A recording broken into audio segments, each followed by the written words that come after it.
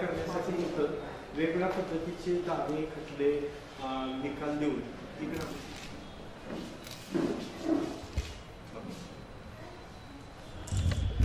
अरे हो थांब घेशील की तू पण ह्याला फोटोकॉपी आमच्या अन्यायामध्ये 30 नंबर गटामध्ये 1930 सालापासून पासून ते आत्तापर्यंत आमची वहिवाट आणि मालकी हक्काची होती.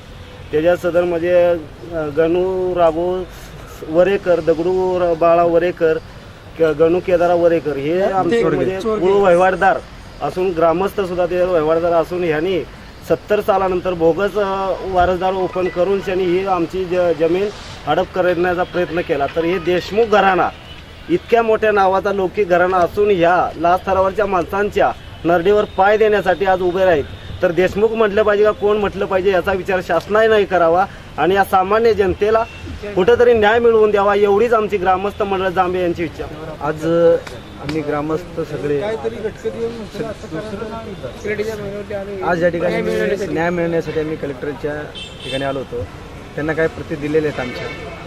आज 1930 सालापासून आमचे ग्रामस्थ आहेत आणि 1952 किंवा 56 कायद्यानुसार हे जे कुळ आणि खंड होते ते काय आमच्या नावे झालेले आणि आत्ता तब्बल 70 वर्षाच्या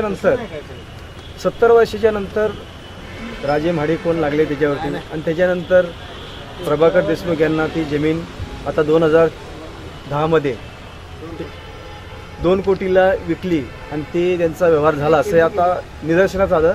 म्हणून आमचे सगळे गोरगरीब ग्रामस्थ सगळे जागे झालेत आणि हे आम्ही आता कलेक्टर साहेबांना जे आमचे कागदपत्र दिलेले आहेत त्याचा आम्हाला गोरगरिबांना न्याय मिळावा त्यासाठी आम्ही आज इथपर्यंत आलेले आहे आणि लवकरात लवकर न्याय मिळावा.